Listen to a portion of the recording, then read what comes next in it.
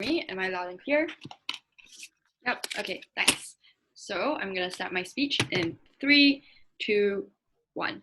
What we're going to do from opening government is we're going to show you why antitrust laws, while good in principle, have become out of date because we think that the price mechanism is no longer relevant in a new information age where consumers are actually not paying any prices but are in fact the products of which you get information and get data about in order to sell. And therefore, since the antitrust laws are therefore no longer able to regulate on the basis of price, which is merely a proxy for what we think is to do with power, to do with impact on consumers. We need to rethink how we look at this.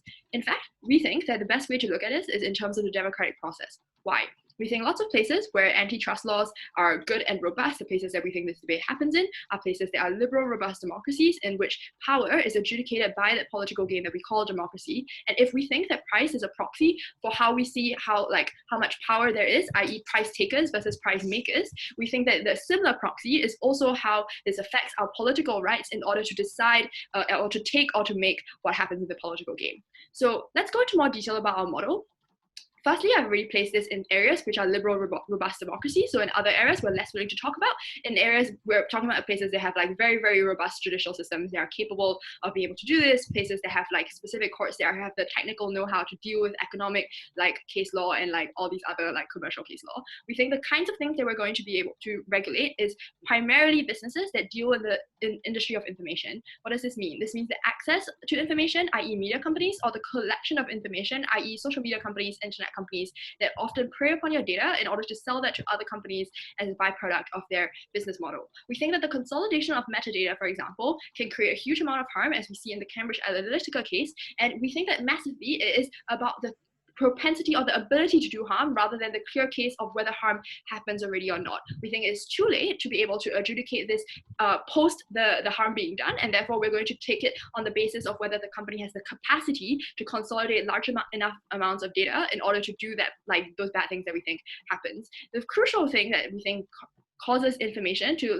harm the democratic process is that this massively changes how people interact with their politicians and distorts the kind of information that they either give or receive, and therefore they no longer have control over what kinds of information about them are given to them. It happens within their interaction with politicians and within the political regime, and therefore that is particularly bad. Who decides this? We think this is courts and not politicians. And how do we identify it? We simply identify it on an industry basis in terms of their terms of market consolidation, and then once we have a merger or an acquisition, or a company grows to be big enough that they catch the attention of the various bureaus that often govern this in antitrust laws and status quo, then we think the court would decide to break them up. Okay. First point about why the price mechanism fails. We think that in the new information age, prices no longer mean the same things, right? So previously, it's you're a consumer, you buy a product, and then you decide what price you're willing to pay for that product. That price therefore becomes a proxy for how useful that product is to you and how much of a impact it makes to you, and therefore what you're willing to give up in exchange for that benefit. That no longer is the case because now in the new information age, companies lure you in with free products, free services that deceive you and don't show you why you actually are the product. You are the person that they're trying to sell off to other companies. You are the person in which they're collecting the data in order to give to other companies. The problem is that price mechanism therefore becomes distorted and obscured because we don't look at tech companies or big tech companies but in terms of how pricey their services are. We don't look at them in terms of how pricey their data selling is to shady buyers in the back doors or in the back streets. We look at how pricey or how accessible their services are to the vast majority of the public consumption, and that means that Facebook will always be free, WhatsApp will always be free, all of these companies will always be free, and therefore we can no longer adjudicate them through that price mechanism. Therefore the price mechanism is out of date. Why do we think the price mechanism therefore can be replaced by a democratic process or by an adjudication of how this affects information and whether or not it affects the democratic process? Because we think that similar to the price mechanism, information is a proxy for power. Who decides what information there is determines what you believe. It determines where you land on the political spectrum. It informs your opinions, and therefore we think that you can see this obviously in how the fake news, for example, has been immensely hard to crack down on because tech companies are now the price makers for information. They can decide how much this information is worth, and they can decide that they have a better interest in allowing fake news to propagate in order to get more people on that platform, because that creates more data for them to be able to collect. And therefore, your access to information is also caused or is also affected by how much information about you is made available to those tech companies. There's no ability for you to opt out of it because because you're not even purchasing a product. This is now a requirement for you to be able to exist as an identity, but that's bad because now you have no ability for other, like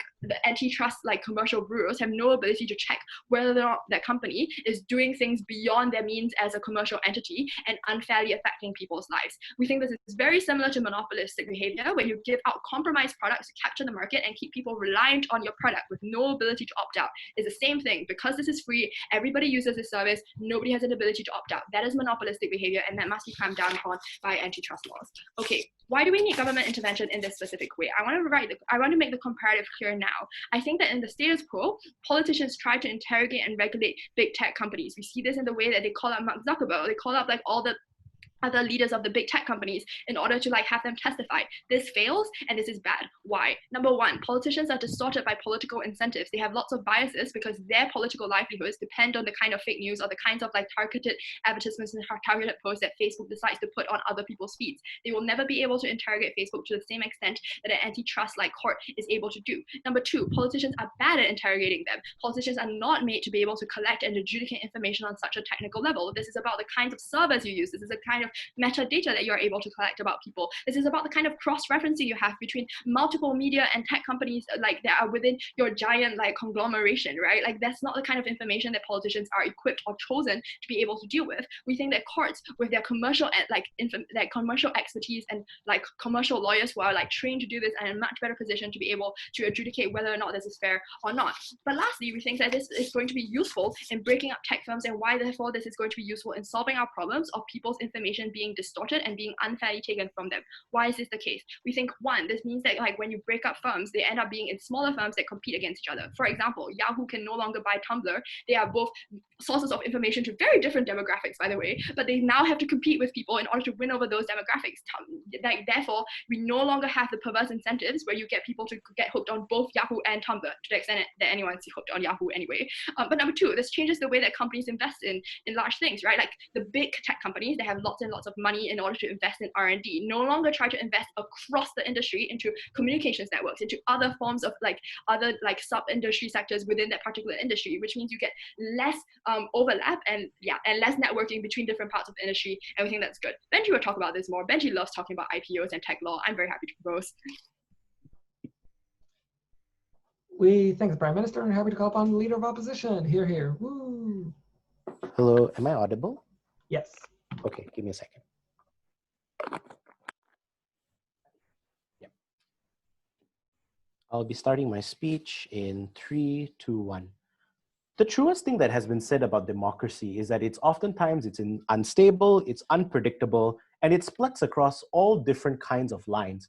But the core outcome that we all agree on when it comes to democracy is that it's valuable insofar as it produces outcomes for us that we can directly benefit from. So an election that elects someone that is not popular or well-liked amongst the masses, it is a democratic victory, yes, but that doesn't necessarily mean that it's something we celebrate or that we adopt. The point I'm going to make here is this. In opening up, here's what I'm going to do. This debate is a weighing between a prioritization on whether economics fundamentally and employment and things like companies regulating economies should be more important or more valuable compared to democracy. I'm going to do that later on in my extension. But first, let me just do a little bit of clarification on what exactly this monopoly is. So if it's a monopoly that doesn't seek to engage in price mechanisms, or in other words, directly ruining the lives of consumers, I think that gives us a good suggestion that this monopoly is benevolent to some extent. So what does this mean then? It also means that they are quite likely to be producing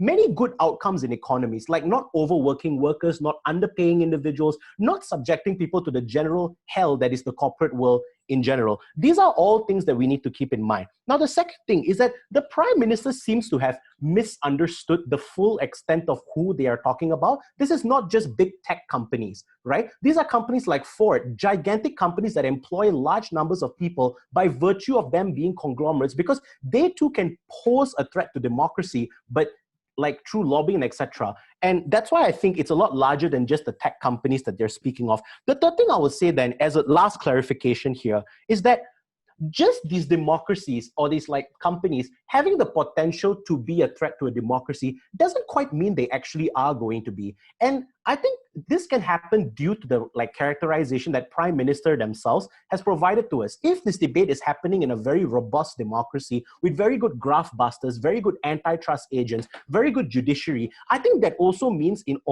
opposition, we can also employ reasonable methods to prevent these sort of companies from becoming manipulative or assuming all of the harms that Prime Minister suggested as well. Stuff like regulating against the sale of data or regulating the type of data you can sell. All of this currently exists in status quo. And if opening government can have that kind of incentive and that push to exist, like the robust antitrust and the context that they have set up, we can also use that context to suggest that you're creating a problem for something that isn't even a problem in status quo to begin with. So those are all my clarifications. Let me move into my argumentation. So the first thing, why are things going to become horrible at the point in which that you break these individuals or these corporations up? So the first thing, what does the extent of the breakup look like? I think you are going to break up these organizations into levels where they are no longer large players and they probably assume the size of a small or medium enterprise, because many of these monopolies are oftentimes just made up of many other smaller companies. Now, what does this mean for these companies that have now been broken off?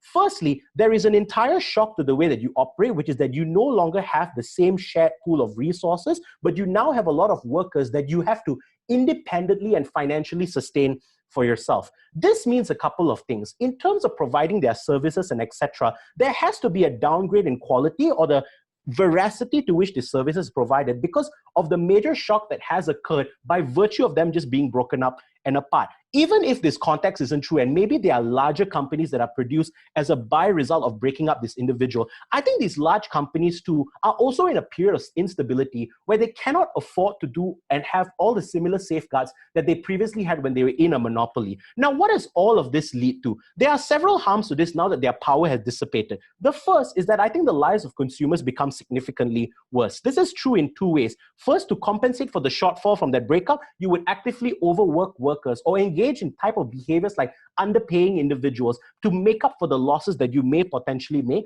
Third, it's also firing off staff that may be redundant but are actually still quite worthwhile.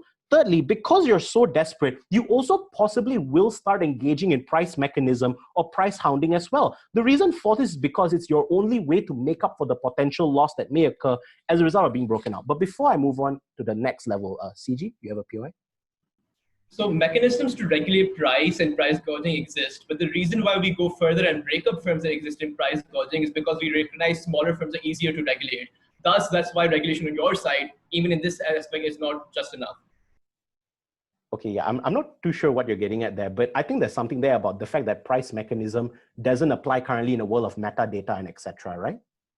Yeah, okay, if that's the case, I forgot something in my responses too, which is that the problem that government seems to have when it comes to metadata is that there's no direct price that is accessible to the public that we cannot regulate for ourselves. I don't think this is true for a couple of reasons. First, after the Cambridge Analytica scandal broke out, many countries like Malaysia and etc. have adopted data sharing services where we actively acknowledge and know how our data is being traded. This even occurred in countries like the United States, which as we know is a corporate hell right now. The fact is, the push to let people know and democratize data, given the danger that it may present, is already occurred. That's why I think accessing the values of your data is something that can happen as well. But even then, there are ways in which that we can evaluate these as well. It's through proxy. So for instance, if Apple shares are quite good, that gives us a good indication that our metadata is actually quite valuable as well. So that's why I think the whole, it's not too different. We can still evaluate the prices the same way. Just because the tag changes, that doesn't mean it's inherently different. Now, let me get back to the last part of weighing in my particular argument. So why then does economics outweigh all the potential harms or the benefits of democracy? As I said earlier in my preamble, I think it's important to note that democracy is only valuable insofar as it produces good outcomes. And I think the first thing that occurs is that I think democracy itself in this current situation encourages a large amount of radicalism or extremism. The reason for this is because the framing that many of these companies will take on once they have been broken up is that I've resorted to terrible mechanisms and terrible behavior, such as overworking you or offering you less work, because democracy is what fundamentally was weaponized against us is the fact that your politicians or the establishment actively put your ability to put food on the table over like some kind of vague principle of democratic values. I think this encourages a lot of things. Firstly, voter apathy, because the system that literally is supposed to protect me put me in a situation of economic desolation. Number two, people resort to very extreme measures and parties in order to capture an anti-capitalism or anti-establishment wave.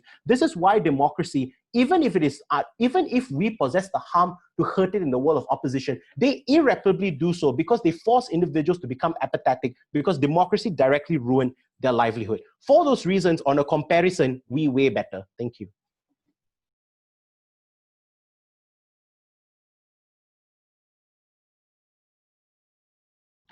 We thank the Leader of Opposition. Happy to call upon the Deputy Prime Minister. Here, here. Woo!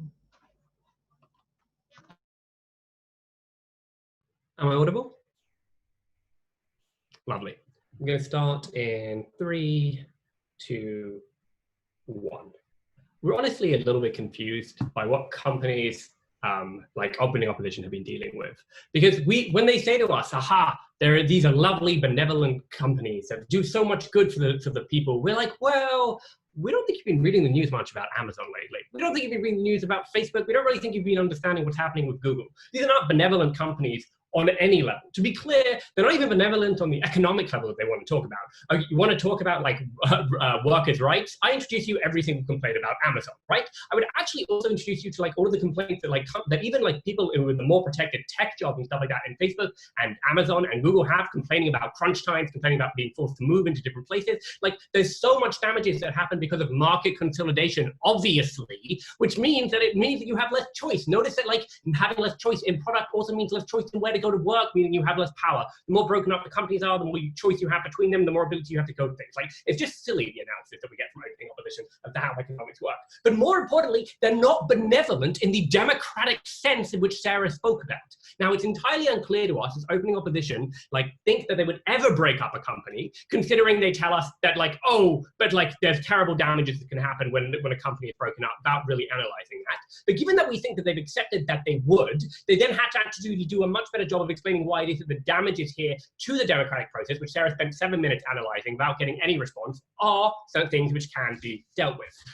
I'm going to have two things, which is going to be like, how is this going to be effective? Why is democratic process more important? Why we weigh it up against like the economic harms? Before that, a couple more points of responses. A, clarification. Forward, look, like as OG, we set up very clearly what the mechanisms of this debate are and how we're going to debate this. Like we've clearly identified what it means to have the ability to distort democratic process. This means the ability to distort democratic process, the ability to like have people have ability to vote and everything like that. We explained to you how this goes through information, about the gathering of information on other people in order to therefore like prey on them and to change what their minds are. Like we're not willing to quibble about this. Like it's clear, deal with the people. Like the other thing that we want to talk about here is the idea. The other thing that we want to explain here is like the idea that they say, look, you have other means of regulation and everything else. Look, this doesn't engage again. Like Sarah already preempted this. You need to listen to that. Like we explained to you why governments don't have the ability to regulate that, why they are captured by these people. I'm going to weigh that up again. But again, like the capture that is happening there means that you don't have the ability to properly regulate. You don't have the ability to properly do all of the things that you want to do. And it's quite clearly pointed out as the reason why we break this up, which is the exact mechanism of why we break up companies who have ability to do price gouging to begin with. Like we explained to you that this is a proxy and extension of an existing logic. They either need to tell us that they don't agree with this, it would never break up any company. CEO, you're welcome to do that. Or they need to explain to us why it is that this doesn't apply in this case. So let's go on now. How is this effective? Look, the way this is effective, and the reason this doesn't actually cause the massive distortions in the economy that they want to talk about is twofold. A, this is mostly preventative, i.e. the companies do not begin by buying up like the smaller companies and gobbling them to begin with. So you don't get like the disruption in the kind of field of like, oh no, there's a company which is now being broken up and what's going to happen here? Like that disruption rarely happens because these companies don't do this to begin with because they know they're likely to get sued, right? Like this is actually what happens today under like traditional law, right? On traditional law when it comes to price gouging. So like this is already a preventative step. But the other step that happens is like even in the companies which already have this, they are a lot less likely to even think about considering about buying a different company or doing anything else because of their fear of getting sued. So even when they have already consolidated power, they're much less likely to try and think of do something else because they're aware of what has happened. By the way, this looks exactly like what Microsoft did in the 2000s in the European Union. They were never forced to be broken up. However, they spent so much time spending like investing in their legal battles in order to try and prove why they weren't a monopoly that they actually went like way down below the curve and allow other people like like Apple to come in. The only unfortunate thing was that that was an argument around software and hardware, whereas we've told you that Apple came in and all these other companies came in and trading on our ability on data and on freedom. And this is the problem which we have, that ability to price gauge specifically on data, not on selling it on, but on what use is this data going to have, and specifically what information am I going to get back.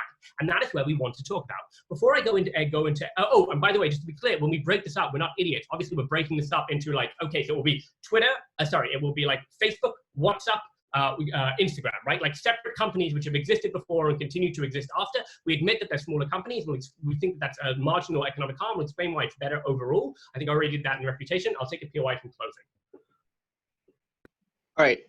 I think if this data is actually misused, it's probably sold off to like other companies that sell you the data in the form of like advertising. How is it really a direct threat to democracy in the very first place? I think it's still very, very unclear. Okay, so we've already explained to you that the problem is, it's not just the fact that you have the metadata, it is the dual purpose here of metadata and information. I both know everything about you and like your ability to do things, and I can then go and feed you the information that I want specifically in order to get you to vote in the way that I want, right? Cambridge Analytica abused the system, right? But Facebook already had it and has been using it actively in order to do this. Like, they are actively promoting fake news. Facebook, not Cambridge Analytica, not anyone else, because they know that's the way to keep people on the platform and they can guide politics. Like, that is the damage. So that's like a great question, and it really brings me to like, why is this more important? So notice that like economy and the ability to have economy and like is built on a stable democracy, right? And on the ability to have laws and regulation that regulate it, and the ability for people to like access things through having competition. Like we already explained how like the workers thing obviously falls on our side. This also is in terms of products, but it's also in terms of the information and everything that you're getting, because without this ability, you don't then have the ability for capture for the politicians is so great.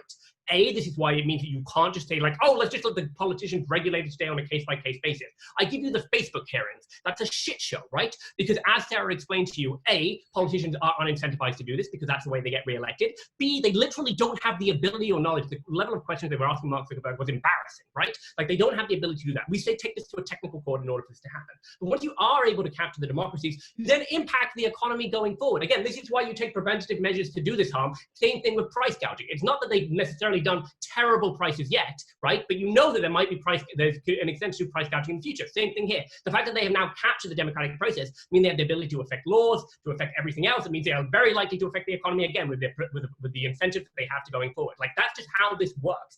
And that's why that's much more important than how we're talking about. By the way, ops like, it's like saying like, the backlash.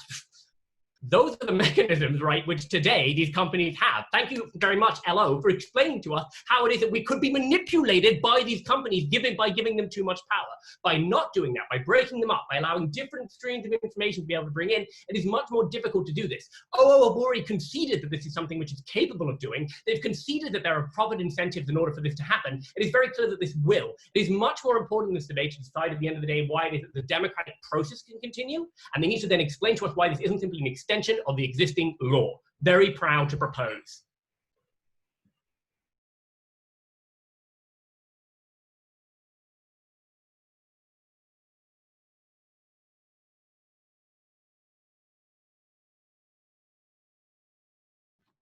I thank the Prime Minister and happy to call on the Leader of Opposition. Here, here. Woo!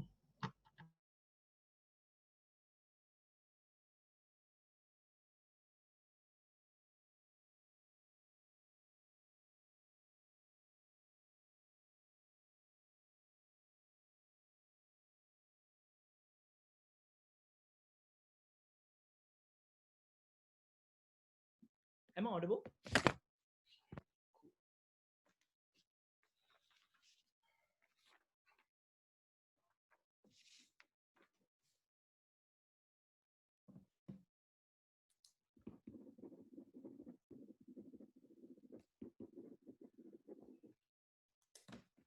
Having your phone.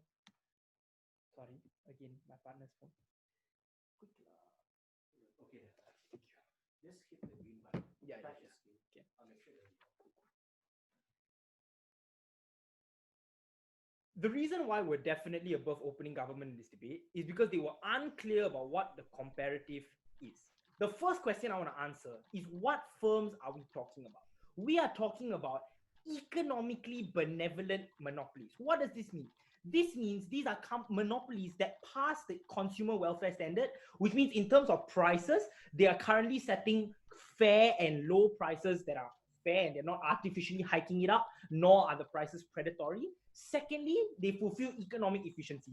That is to say, they are not purposely inefficient. They are not like artificially inefficient just so that just because they know that consumers have to opt into these monopolies and as a result can't. So this means that these monopolies are efficient monopolies that are currently paying their workers well, perhaps. Their prices are currently good and they are working in an economically efficient fashion. Why is this important? Because it is then unfair for opening government to say that, oh, the economic benefits here are not that much. These monopolies could be horrible. They could be doing the same thing as Amazon. They could be price fixing. So what is the trade-off in this debate? I am willing to admit that perhaps we harm democracy a little more in terms of metadata and so on, but they must contrast that to the economic harms of breaking up companies that provide a lot of utility to the economy. So what will I first do? First, I'll respond to some miscellaneous things that don't fit in. Then I'll explain to you why the harm to democracy, while present, is mitigatory. And then I'll explain to you why the harm to economy is so large, and thus on a weighing, why the harm to the economy is a more important thing that we need to prioritize. The first thing they say is that price is no longer a good proxy for value. One, I think Navin does some decent mitigation in suggesting that, yes, but there's like share prices, there's a lot of other economic indicators in general that allow us to see if this firm passes the consumer welfare standard. Secondly, giving free services and giving worthwhile metadata is a legitimate transaction. That is to say that a consumer opting into Facebook where they use your metadata so much, but me being able to access like social, business, economic opportunities through Facebook is a legitimate transaction that is okay for people to make. That's why we have high restrictions on like you must show all the terms and conditions, you need to have certain privacy policies, all these different types of things are check and balance that ensure that price is a fair proxy for value. But even when it isn't, the services that companies offer in return are a fair transaction and a legitimate decision for these individuals to make in these scenarios. The second thing they claim that doesn't make sense is this whole thing about consumers not being able to opt out. But their own characterization defeats them. They suggest that this is the information age where companies are growing, there's an access to information, there's globalization. That just means that in a vast majority of instances, people are more likely than not able to access alternatives. That means when Amazon is perhaps using your metadata, you're able to opt into like Taobao, or you're able to opt into Lazada from Malaysia. You know, all these things mean that there are a vast multitude of alternatives that you can opt into, which means it's a lot easier to opt out than that side of the house would have you believe. The important part here is if it means they're able to opt out, then it's not as restrictive to democracy as they suggest. It is not as coercive as they may perhaps suggest. The last thing I want to deal with that doesn't fit in is this whole thing about small firms competing. So one, okay, I know this is a bit convenient, but hear me out, okay? Considering that I've established that this motion is about economically benevolent workers, even in their best case where they prove that competition leads to like lower prices, leads to a lot greater access, it is fair for us to feel that we already have somewhat of like quite large access in our, and to some degree, that isn't as important a problem. Secondly, note that if you're passing the consumer welfare standard, presumably if you break them up, you won't have economies of scale anymore. You have to compete in terms of advertising. You have a lot higher costs. All these things mean that we are forced to provide higher prices. We are forced to provide lower quality goods. And here's the nuance.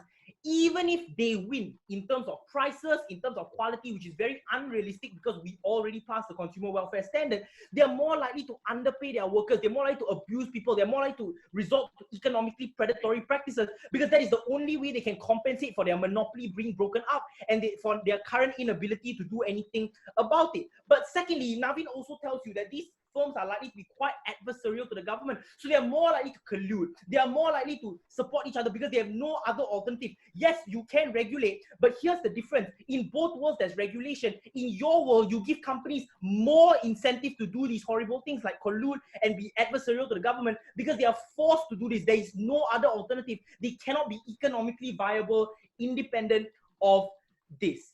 Now, sorry, OG, I will take you later. So next, with regards to democracy. So first, let me mitigate a lot of their harms about democracy. One, we can lobby for other laws on data selling. We have Congress and so on. Their response to that is that politicians are not as smart as lawyers. That is such nonsense. Like, you can get advisors, you can get technocrats to tell you what to do, but more importantly, our alternatives are also laws. They are just other laws. Instead of breaking up the company, we can have laws that restrict lobbying. We can have laws that restrict data selling. So it's not breaking up the company. It is a different solution to the problem that also requires laws, which means all their benefits about lawyers, commercial lawyers still occur in our. But secondly, consumers hate Facebook after what they did with Cambridge Analytica. The stock plummeted. Millions and millions of dollars were lost. What does this mean? That means there's a self-fulfilling accountability mechanism, because consumers don't like their rights being taken away. And the point in which they do, companies risk incurring huge amounts of losses. That is to say, companies have an active incentive to not screw over democracy in the way that opening government will have you believe that they will do. But before I move on, I will take closing government. On one hand, you say regulation is adequate. On the other hand, you say no, firms can still collude and get past any other regulation. The reality is you need to break them up in order for regulation to be effective. Yes, that is what I say. I say that in our, we can have regulation as well. The comparative is our regulation is better than your regulation, because in your world, companies have a larger incentive to be predatory, a larger incentive to be adversarial and collude and do horrible things, because independent of doing these horrible things, they cannot survive, they cannot compete well. Thirdly, I just think people are more likely to be angry with democracy. They are less likely to participate, blah, blah, blah. I don't believe that. I don't really care. Economies. Why is this the most important thing? Naveen tells you because of economies of scale and lower average cost, we're able to research and development, have research and development. We're able to hire more workers. We're able to have lower prices. We're able to have better quality goods. Why are all these? Because we have economies of scale, I don't have to go through financial risk managing. I learned it in A-level econs. I don't need to go through it again. But what is the weighing? Why are these economic benefits the most important thing? One, these material sustenance is a prerequisite to happiness. They suggest you need a stable democracy with no analysis. Why? Even if I can't get like good politicians in power, the fact that I'm more able to feed my family means I'm more able to access happiness, more able to live a better life, even if my identity isn't there. Second, with more money, I can maximize my choices. So I can move, like if I'm gay and I get a populist politician voted in power, I can move to another neighborhood. I can expand my sphere of influence. All this means that a prerequisite to happiness is being able to gain some material sustenance. In a world where we have more people with jobs, more people with this ability to access better products, and just general better economic well-being and more redistributed economic well-being, the economic fulfillment is better and more important than democracy. For all these reasons, OO takes the debate. Thank you.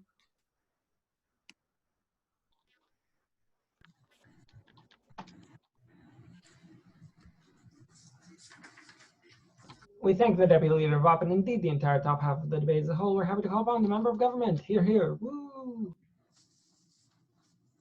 Yeah, just check. Am I audible?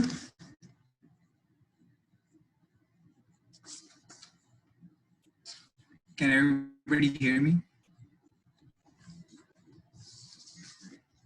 All right.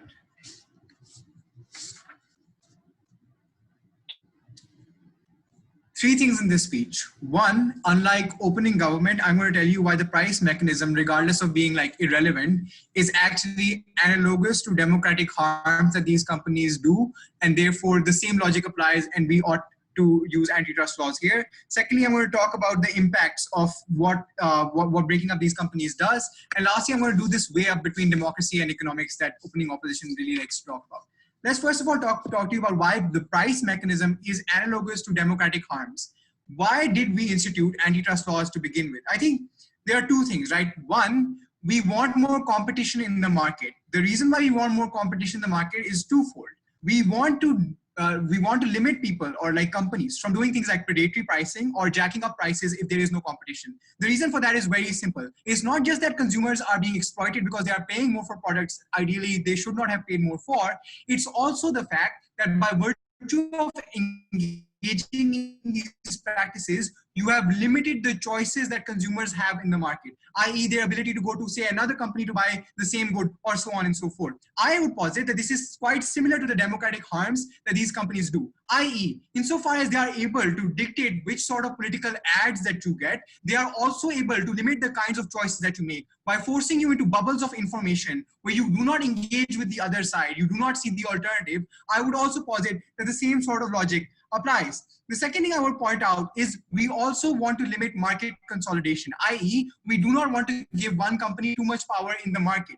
I say by virtue of their business model, big tech companies are always going to consolidate the market, because you ought to notice in terms of the battle for information and the industry for information, it's not as if Facebook is only like competing with Google if it is competing with Google. There are also other kinds of competitors that have been forced to go onto the platform that Facebook, etc., Twitter, etc. are giving them. What are these kinds of companies? I would posit that the press now is more fucked than it was ever in the past. You need Facebook and Twitter to advertise your own articles. You need them to get to more consumers. And you also, by the way, strip them of advertiser revenue. So advertisers who were perhaps 20 years ago advertising in the New York Times and making it cheaper so that lots of consumers could have it, are now going towards Facebook and Twitter. That is to say that market consolidation is inherent in these models, and they will always have access to information, but also have the ability to give out information as they see fit, or as however their algorithm sees fit.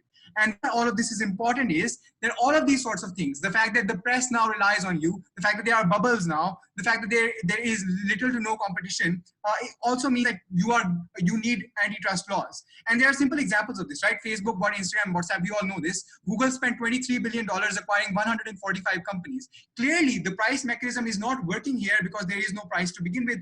And that moves me on nicely to the two impacts that I want to talk about in this debate. What are the two impacts that we think are more important? I want to talk about a bit about like what DLO said, right? You now have competition for advertising. I think that the competition for advertising bit is immensely good for lots of companies and lots of people around the world. Why? Because insofar as companies now need to pay for, say, Twitter ads or Instagram ads or multiple different kinds of ads to reach their consumers, it does a couple of things. One, it gives spaces to smaller companies to be able to advertise to lots of consumers on the ground, spaces that were taken up by advertisers in the past, or bigger advertisers or bigger corporations in the past. The reason why this is important is because consumers on the ground, or people on the ground who are voters, have access to more information than ever before. Because if you go to Twitter, then you see X advertiser or X news agency trying to advertise their own article or so on and so forth. If you go to Instagram, it's a completely different bubble and you get access to different kinds of information. This forces you to engage with separate kinds of information in the democratic market and enables people to make choices that are free, as opposed to choices that have been engineered by companies who they have no control over. The second thing is about the ability to do shit in the developing world.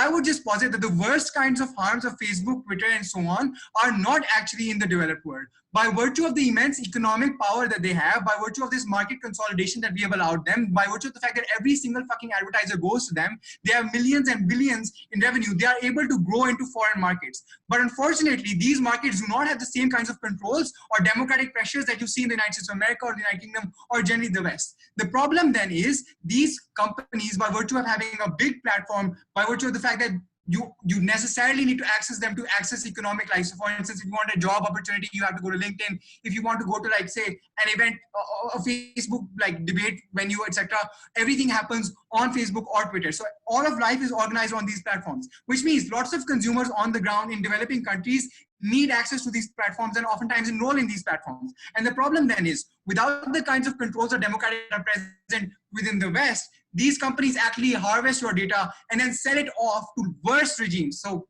like China, Pakistan, etc., have access to your data. And I think that this harms democracy even further, because the ability of these regimes to clamp down on dissent is much greater at the point at which they can get access to data from these companies. But lastly, this issue of like democracy versus economics, I would just want to break off like whatever opening opposition has told you in this debate.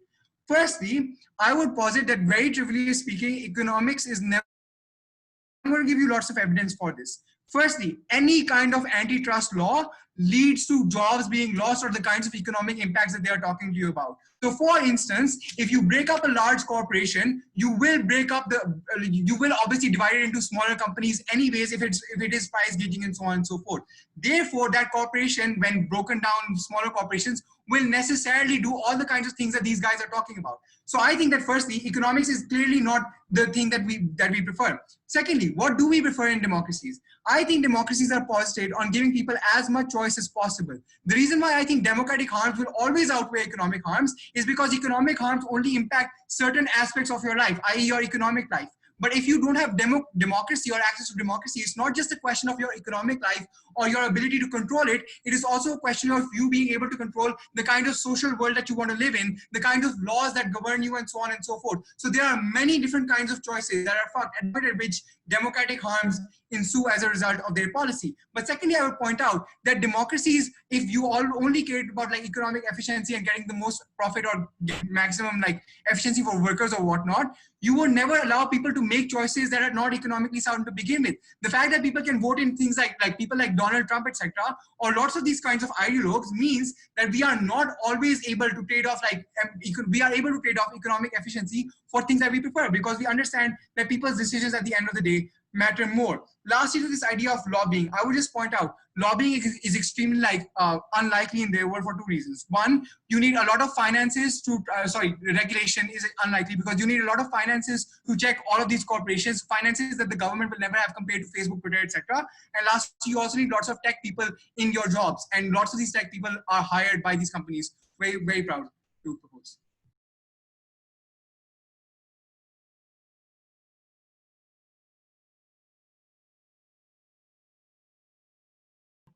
We thank the member of government. We're happy to call upon the member of opposition. Hear, hear. Woo.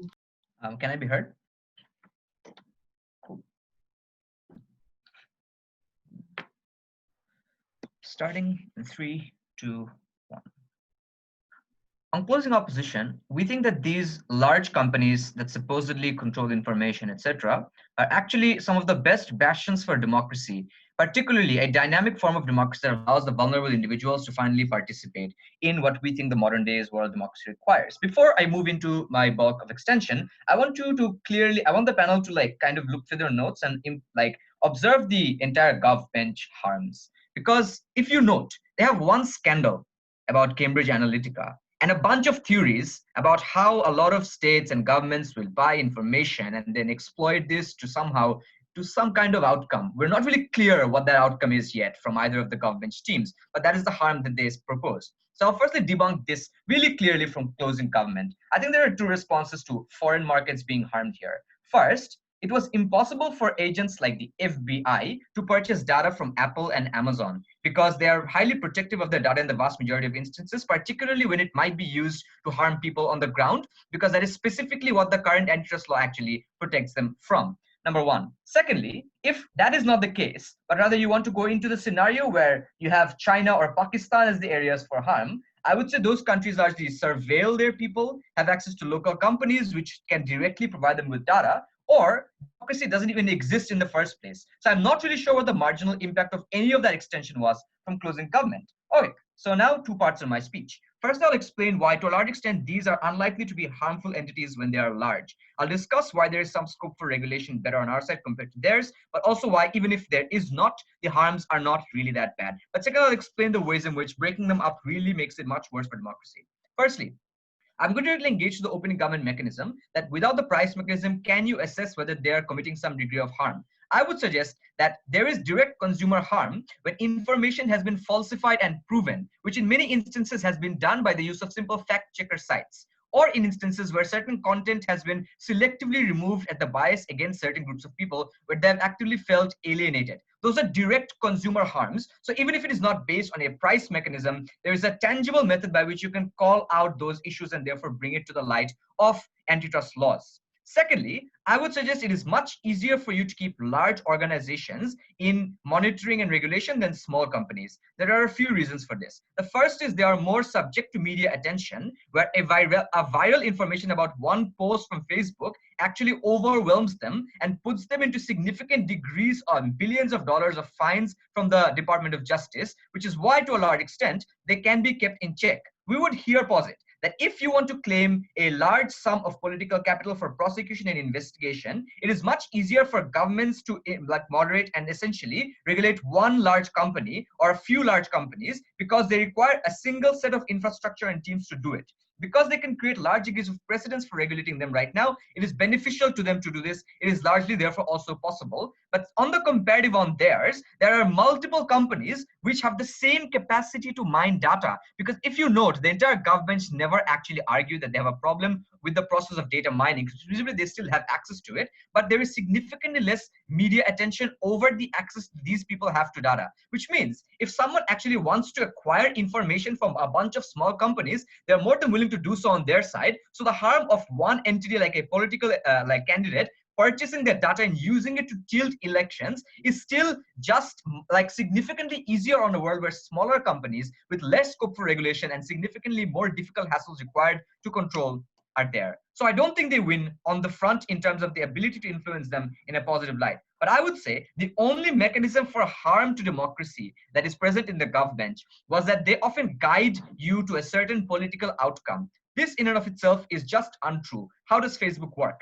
Facebook works where you yourself have the vast majority of control over what content you see, which means your friends, the groups you are part of, the communities you belong in, essentially give the circulation of information you have. There are automatic algorithms that essentially determine the further preferences of the same data you get, which means at worst, the Cambridge Analytica scandal is a scandal because it was surprising the information you were able to get.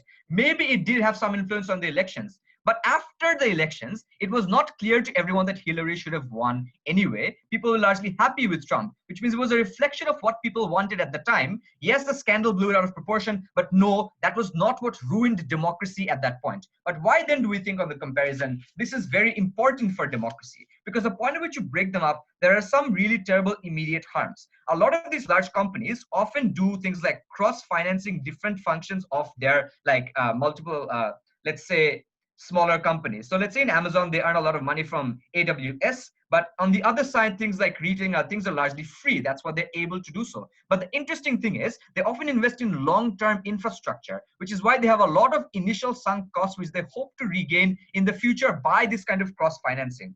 I think the point at which you break them up, that is the immediate loss that you have in terms of their ability to maintain pricing and all of these things. We think secondly, you reduce their ability to spread across multiple platforms and create more information.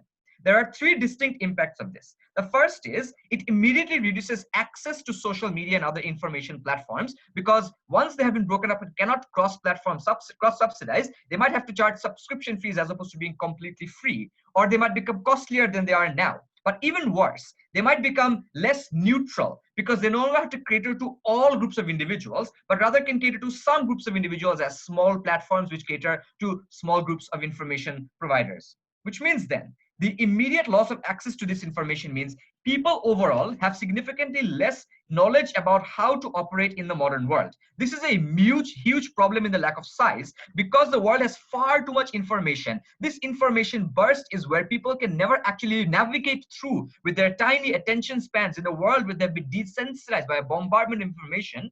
They require targeting where people don't even want to press the search button to find a movie on Netflix, but only use recommendations is the world we currently live in. In that information age, you cannot give the entire onus of accessing information to people entirely. Number one. So access to information is entirely lost. But second, access to information for the vulnerable is uniquely lost. Social media is space for the youth. It is a safe space for minority communities to form their own kind of internal discussions and social groups where they have a safe space to actually call out and bring issues to light. This is why people like AOC are able to campaign so successfully across social media. But the comparison of removing these is relying then on traditional media sources which exist right now, which are largely dominated by certain groups of people who are old white men or traditionally have been owners of media and editorial boards. We think this creates significant more platform for individuals who are currently left out of democracy. Taking this away and taking away access to meaningful information are both terrible harms we are very glad to oppose.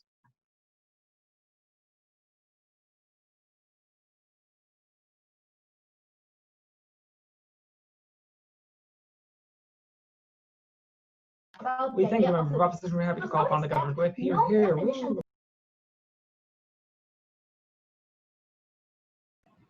Sorry, am I audible? All right, great.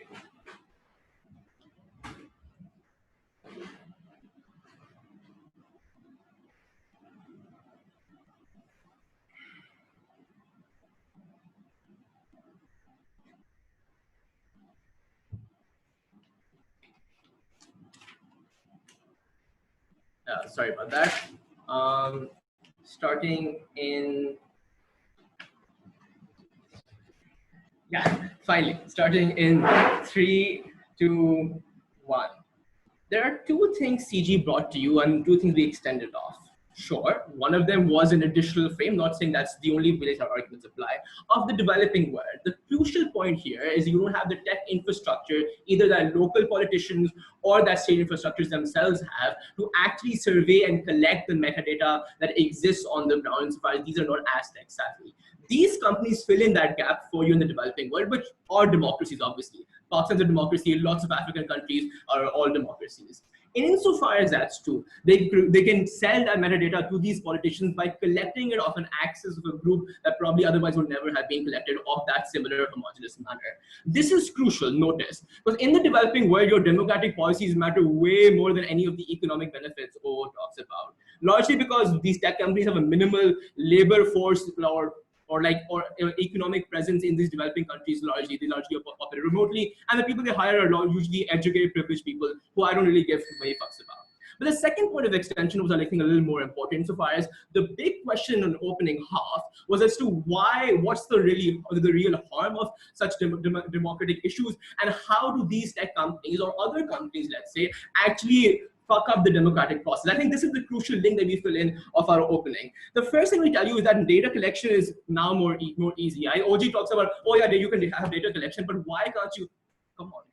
So why can't you simply have data collection in smaller companies, is the main question. And we tell you it's more effective insofar as one large company does it, because all of the consumers that you have collection over and to build that metadata and get those descriptive statistics all are part of one particular firm. Insofar as that's true, you can get perfect demographics and data in terms of preferences of a particular region, as opposed to when 6 or 7, 8 different firms all have that consumers split over them. That's reason number one we provided. The second thing we told you is that it's easier to run adverts of one particular politician that tells you this run my advert and don't run anyone else's advert, I'll pay you more. And so far as that's true, you don't have other alternative companies to run other adverts of other politicians or stuff of that sort on. Notice, sure, other politicians might provide multiple companies, but insofar as there are a multitude of companies, there always exists some company that's willing to exclusively run your advert, insofar as you get more information and more types of, let's say, political advertising on our side. The last thing we talked to you is about lobbying, because even tech firms, even non-tech firms, despite the consumer efficiency metric, irrespective of price and economic efficiency, they can still give, let's say, large amounts of sums of money to politicians in return for things like, let's say, favorable policies, less taxation, all of that. That's all not included in the consumer efficiency metric, notice, and that's all extremely important. The last thing we told you is that misinformation just spreads way more rapidly, particularly in the developing world. In Pakistan, because every fucking person is using a WhatsApp, it's so much easier to get one information to the entire country so quickly, which is why recently, due to some pressure, WhatsApp actually had to try to reduce the amount of people you can send it to. But the problem still subsides with Twitter and Facebook and all of those things. The issue with that is misinformation is very difficult to fact check because it spreads across so quickly. Insofar as you have a multitude of, let's say, companies, it's more difficult to penetrate different markets and different types of consumers, because that information might not travel as fast across those things. This is crucial because this tells you why democratic processes are harmed insofar as they don't have the perfect information. But the information they get in terms of adverts or the people that benefit of data collection are exclusively going to be those probably politicians that are rich, that are privileged enough to run these big adverts or grab this or buy this expensive metadata in the first place. Notice what happens there is you have very few politicians that will realistically win because they know what to pitch, they know how to tailor their campaign and stuff of that sort. That's bad because that ensures that big billionaires or people like Imran Khan, who's extremely rich, can dominate politics and become the Prime Minister of Pakistan with zero experience. Money becomes more important in politics than experience. That leads to bad policy. But also insofar as you have fewer people who have that money, you don't allow more grassroots politicians to come up, and that limited choice leads to stuff like, well, limited choice and let's say like the political spectrum being skewed to one side or the other. The case in point of the United States of America. The problem there is you actually don't have lots of people that you require who truly represent yourself and actually get policy that is more beneficial. You only have majority rich people, especially in these developing countries, who are coming up, and they usually have a tendency to favor the rich, have low taxation, and all those sorts of things. Insofar as even, let's say you see in close elections, even if one election and misinformation means that someone like Trump could win because he was richer than Hillary and could run more misinformation adverts or could buy, let's say, more metadata and actually campaign more effectively according to that because he knew as to which constituency to pitch what thing. Even if on a one close election Trump wins, I think that's a huge economic impact that far outweighs anything of both openings have talked to you about. With that, a few direct points of rebuttal to O, but before that, a PY from O. all this assumes that when you vote in a politician, you vote in a worse one. Contest with the fact that Naveen says that antitrust is to increase people's standard of living, and at the fundamental point of democracy, it is merely a mechanism to achieve the best outcomes for the max number of people. Contrast it to the host of economic benefits we give you and tell you why those things are so much more important. Yeah, but I told you, right? I told you this is likely to be fewer politicians, so you don't have as much as policy, and so likely to be richer politicians who are likely to have a bias towards the rich since they come from that very class. But I also mentioned lobbying, right? Insofar as you're larger, you have more pool funds, you can actually, it's more effective to give that money to a politician and say have policies that cater to less taxation for all of us. That's something that lobbying happens in a other side of corporations as well. But notice it's not relying on the consumer efficiency metric, so it can happen here as well, which is like generally large is not good. So all of that still applies. Now, O talks about a few things. They first come with this weird premise that, oh, these firms are benevolent because they pass a consumer efficiency metric. I would posit simply not. The reason why they pass it is because they know right now in status quo, if they don't pass their metric, they will be broken up by the current antitrust legislation, or because they just don't want to lose their consumer base insofar as they're producing non-necessity products, which people can simply opt out of. Insofar as that's true, I don't believe any of their arguments regarding, oh, workers are now better off or was anything of that sort because they used to treat them with care.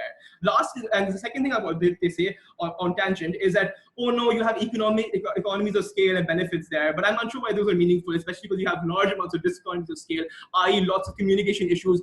Usually large firms have to hire and spend millions on huge HR departments to actually ensure that they coordinate and cooperate and ensure that all of that works. So, and the third thing they say is, oh, you can collude now, but I'm unsure why you can, because you have largely comparative reasons to not collude, to actually screw the other firm. So insofar as you get more of the consumers, not to do enough to be huge, but enough to be marginally larger or better than them. So I'm unsure why collusion works, especially when it's regulated. Which brings me now, so I'm not sure workers are actually better off on their side of the house.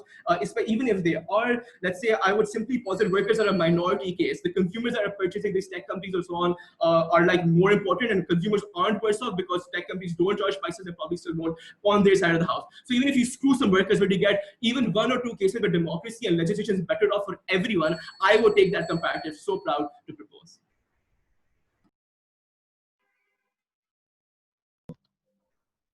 We thank the government. Whip and conclude side opposition and round 3 of IBA Nations League. I'm happy to call on opposition whip. Here. Woo. Thank you. Right, am I audible? All right, great.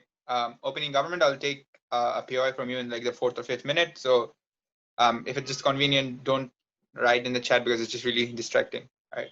So yeah. Okay. So starting in 3, 2, 1. I think CG is probably out of this debate because they had 2 main premises on which their argument were basically reliant upon. The first one, I think that they dropped because Wasif gave a very good response to that, is that in developing countries, if politicians have a vested interest to exploit a lot of the data that happens to social media corporations, I think these governments which are ill-intentioned can also do it through local institutions, banks, telecom companies, etc., etc. We would rather say that because you're a large company, that means you have better teams of lawyers, better political clout, and better political capital to ensure that when the FBI comes to your door, knocks you for information, that is when your big size and your big money and your big money lawyers will be able to defend you better, will be able to defend your consumers better in this particular scenario, something that they absolutely did not really engage to in this particular scenario. The second, I think the most important part of the debate is how they tell you that this harms democracy, and this sort of like directly engages with Wasif's argumentation about access. Okay, so their main mech was that because now a lot of small farms will compete with each other, this leads to a situation where there is more access to information and more advertising. The entire premise of this particular argumentation is basically based upon them proving that there is actually going to be more information in the larger scenario.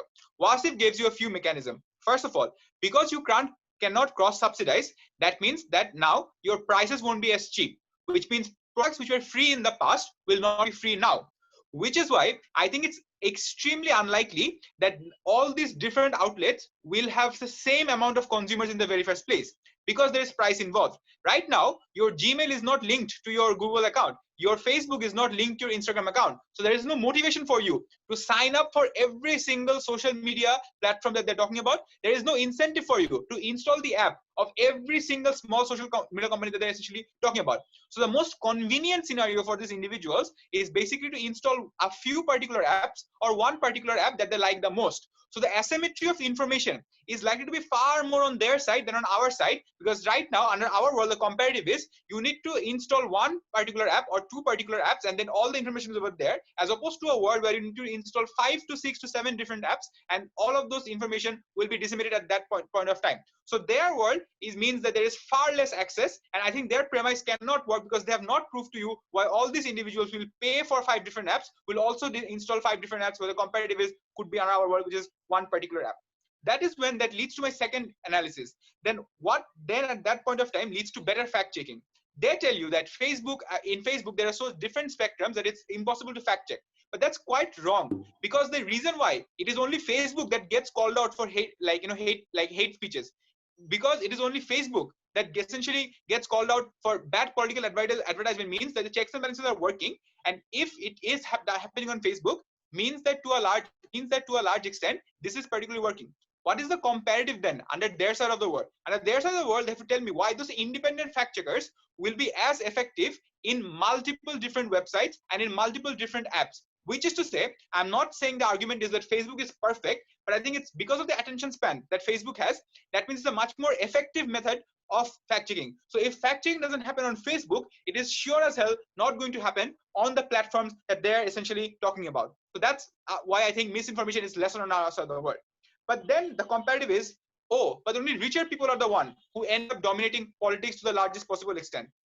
There are a few things you need to notice about that. They gave you examples of Trump and Imran Khan who will dominate politics. What was our engagement to this? Our engagement to this explicitly was that because social media is so huge and Facebook is so huge and means everyone is basically on Facebook, what this basically means to a large extent is that if you then advertise on Facebook, that is your best possible source of advertisement because everyone gets to see it. Which is why people like AOC, because they advertise on Facebook, they get so much coverage. In a world where Facebook does not exist, you go to the second most effective platform. What is that second most effective platform? It is traditional media.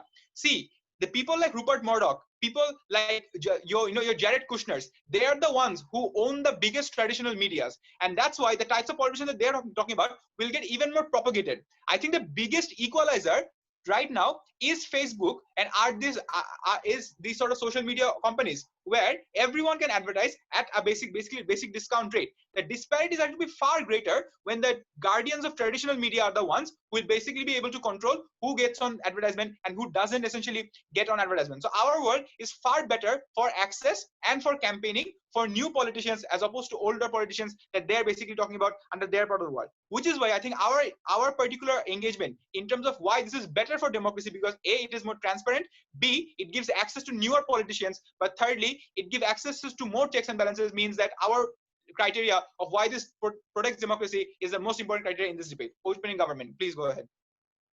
So this is the trade-off. So maybe tomorrow Instagram, which still exists, gets hacked, but it's more easily, or it can't get called out. But the damage that is done is so much less because they have less data and less depth of data. Compare that against the active damage being caused by Facebook now in the US election, both because of perverse incentives and Russian interference with the Senate, zero ability. Yeah, okay. So I think the first thing that I have to say against that is that I think even though the comparative is, and I agree that they have lesser amount of data, I think you were not able to show as to how the components that they adhere to are essentially going to be so bad to a large extent that the manipulation happens. Which is to say, first thing we told you that this data to a large extent and whether or not it affects the voting is something that was very unclear and that didn't really come from either of the side. Because Wasif tells you quite clearly that you are more likely to have a political bias anyway, which is to say you are probably likely to design your Facebook feed in a manner that gives you more liberal news, or if you are right wing, you're likely to then subscribe to right wing channels in more ways than not. For the very small spectrum of individuals who are still undecided about that particular vote, I think this is where you leave the game to probability as opposed to consequences. Which is to say, we are telling you that there can be misinformation on both sides that can persuade people. And in our world, because it's Facebook and because the algorithm is one that prioritizes engagement, that particular engagement is likely to happen on our world.